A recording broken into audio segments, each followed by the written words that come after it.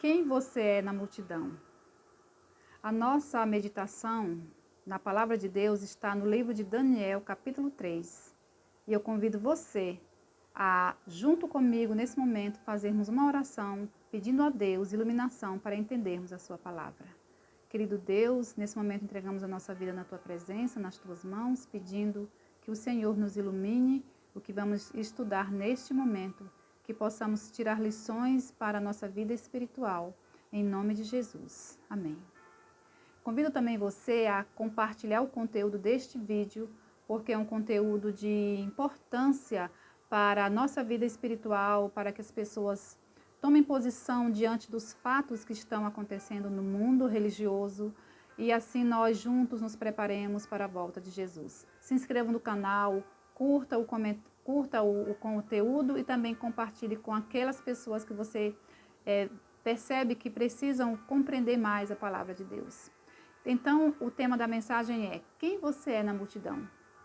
Tendo por base o livro de Daniel, capítulo 3, versos 4 e 5, que diz assim: Nisto o arauto apregoava em alta voz: Ordena-se a vós outros, ó povos, nações e homens, de todas as línguas. Verso 5: No momento em que ouvirdes o som da trombeta, do pífaro, da harpa, da cítara, do saltério, da gaita de foles e de toda sorte de música, vos prostrareis e adorareis a imagem de ouro que o rei Nabucodonosor levantou. Qual é o contexto dessa história? Nós sabemos bem no capítulo 2 de Daniel que o rei Nabucodonosor teve um sonho e por conta deste sonho ficou muito perturbado a ponto de chamar os seus filósofos da época, os seus adivinhadores da época para que decifrassem este sonho. Mas ninguém foi capaz de decifrar, porque somente Deus poderia revelar aquilo que ele mostrou em sonhos a Nabucodonosor. E Daniel foi e revelou pelo poder de Deus, explicou cada detalhe daquele sonho. E a história nos diz que a cabeça de ouro daquela estátua representava o reinado de Babilônia. E nós podemos imaginar que Nabucodonosor, por estar dominando o mundo político da época, né? Ele imaginou que aquele reinado dele nunca teria fim. Mas no capítulo 3 de Daniel, nós lemos que o rei mandou erguer uma estátua no campo de Dura, lá no local, né? E essa estátua era muito grande, e essa estátua era toda de ouro.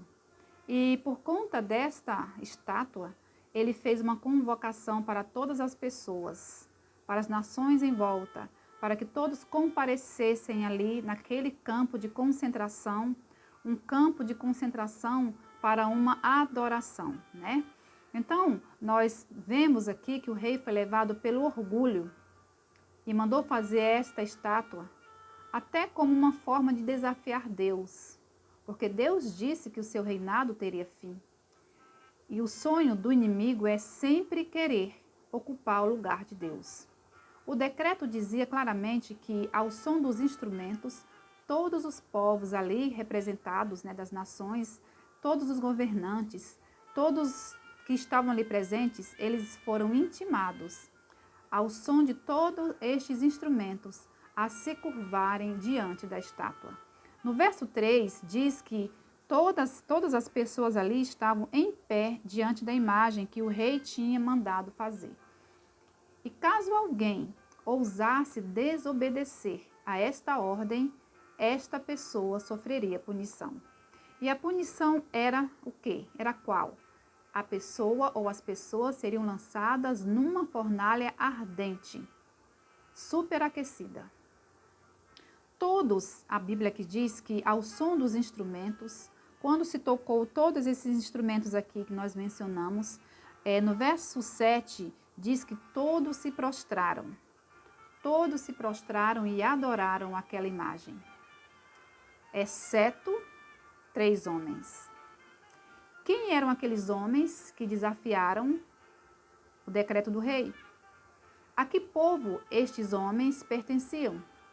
Naquela multidão, eles não eram todo mundo. Naquela multidão, eles tinham uma identidade. Qual era a identidade desse povo? E qual é a tua identidade? Qual é a minha identidade? A que povo nós pertencemos? Aqueles 3 jovens, eles eram hebreus e eles eram amigos de Daniel. Aqueles 3 jovens haviam sido deportados para a Babilônia na primeira invasão que Nabucodonosor investiu contra Jerusalém. Aqueles 3 jovens foram levados com mais 9.997 pessoas. Ao todo, 10.000 pessoas foram levadas cativas para a Babilônia na primeira invasão do rei Nabucodonosor a Jerusalém. Então, nós podemos entender que quando aqueles jovens foram ali desafiados a se curvarem, a se prostrarem em adoração à imagem que o rei mandara levantar, a gente pode imaginar que num universo de pessoas ali, eles foram percebidos. E quando foram com eles saber o motivo, por que motivo eles não se curvaram, não adoraram, eles tiveram uma resposta, né? Nós podemos imaginar eles falando assim: vocês podem tocar a música que quiser, vocês podem repetir quantas vezes for necessária, todos os instrumentos que existir, podem nos oferecer as oportunidades e chances que vocês têm, mas nós vamos continuar em pé por uma única razão. Qual a razão que aqueles 3 jovens tinham para não se curvarem? Porque eles eram servos do Deus Altíssimo. Eles adoravam o Deus Criador do universo. E só a este Deus eles prestavam culto e adoração. Servimos ao Deus do céu e a Ele adoramos. Os 3 jovens obedeceram ao mandamento de Deus, mesmo colocando em risco as suas próprias vidas. O que nós percebemos aqui? O que essa história nos ensina?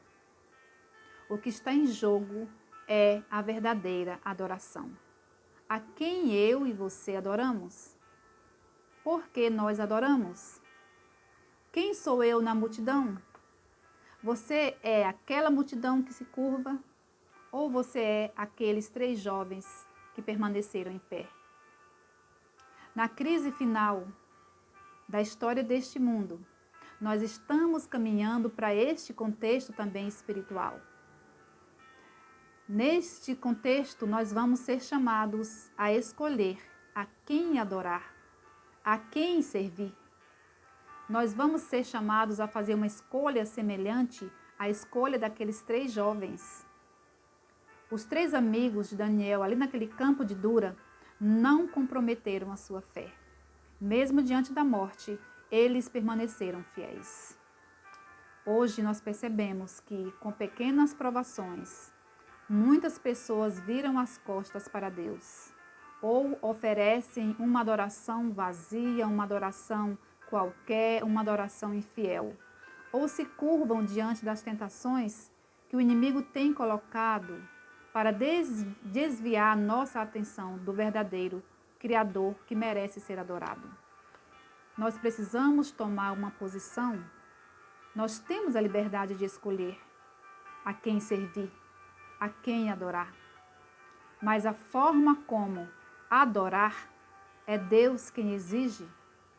Deus pede que o adoremos de uma certa forma.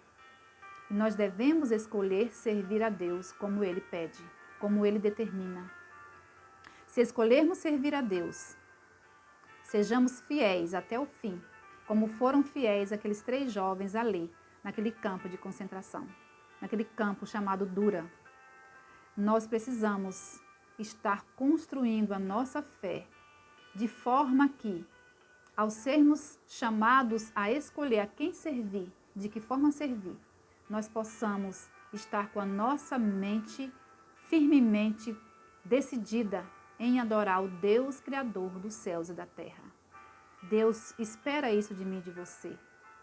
Assim como aqueles 3 jovens testemunharam a quem eles serviam, nós também precisamos testemunhar a quem adoramos, a quem servimos. Deus tem um povo aqui na terra e este povo tem que representá-lo. E Deus nos pede que nós façamos esta representação dele, de maneira que o seu nome seja exaltado. Nós sabemos o final dessa história.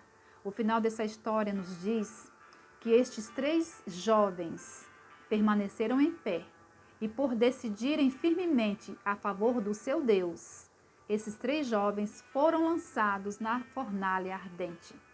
E ainda diz que foi aquecida 7 vezes mais. De tão irado que o rei ficou, essa fornalha foi aquecida 7 vezes mais. E a Bíblia nos diz que eles foram lançados, mas nenhum fio dos seus cabelos foram queimados, nenhuma veste deles foi incendiada, porque Jesus estava na fogueira ardente com seus 3 filhos. E Jesus quer que eu e você escolhamos servi-lo, independente das consequências. Deus também estará comigo e com você até o fim, para que nós possamos permanecer junto dele. Que o Senhor nos ajude a sermos determinados na forma de adorar a este Deus, de maneira que o seu nome seja exaltado e a nossa fé firmada, crendo que o Senhor também nos livrará, se assim for da vontade dele. Que o Senhor nos abençoe. Amém.